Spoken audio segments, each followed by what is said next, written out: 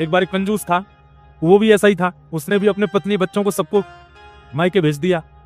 और आज पत्नी बच्चे जब मायके गए तो बहुत पैसा वाला धनवान था, लेकिन पैसे खर्च नहीं करता था।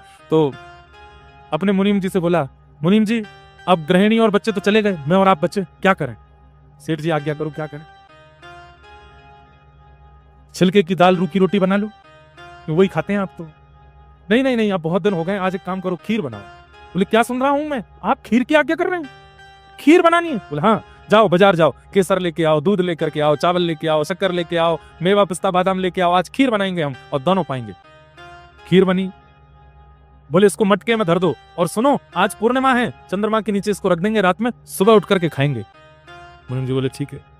चीके पर रख दिया, मटके में, चंद्रमा की छांव में रख दिया। सब कुछ करने के बाद में सेठ जी बोले एक नियम बनाते, बोले क्या? तुम अपने कक्ष में जाके सो, मैं अपने कक्ष में जाके सोता हूँ, दोनों रात में सपना देखेंगे और सुबह एक दूसरे को अपना सपना सुनाएंगे, जिसका सपना सबसे बड़ा वो खीर खाएगा, पूरी खीर उसी की, विभाजन नहीं होगा। मुनीम जी बोले आप ही खा लो, मेरा सपना आपसे ऊंचा नहीं जा पाएगा।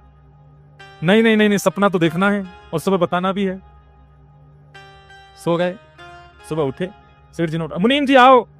बाहर आए, अरे मुनीम जी पहले तुम मेरा ही सपना सुन लो। बोले आप ही सुनाओ सेठ जी, क्या था सपने में? बोले कि मैंने सपना देखा, सुंदर एक विमान आकाश से आया हमारे घर के आंगन में, उसमें से अप्सराएं उतर करके आई हैं, सुंदर अप्सराएं मेरी भुजा पकड़ती हैं और भुजा पकड़ करके उसमें बैठाती हैं और बैठा करके मुझे लेकर के स्वर्ग लोक गई हैं। स्वर्ग लोक में इंद्र आदि देवता सब पुष्प वर्षण कर रहे थे, नारद जी वीणा पर मेरा नाम गा रहे थे।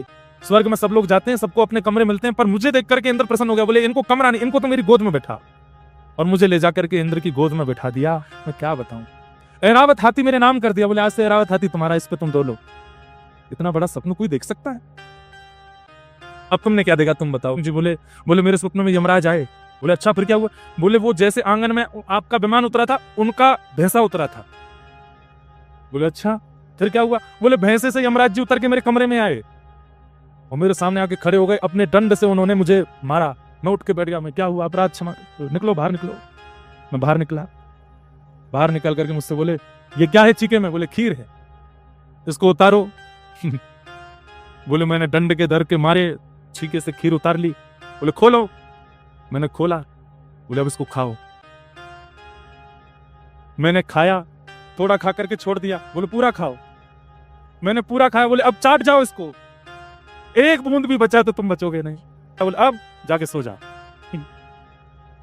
अरे ये सब हुआ था, चीके से मटका उतारो, मटका उतार के देखा तो सब खप गया। बोले तो सच में खप गया, तुमने मुझे क्यों नहीं उठाया? आप तो इंद्र की गोद में बैठे थे, मैंने बहुत बार उठाया लेकिन आप उठे नहीं।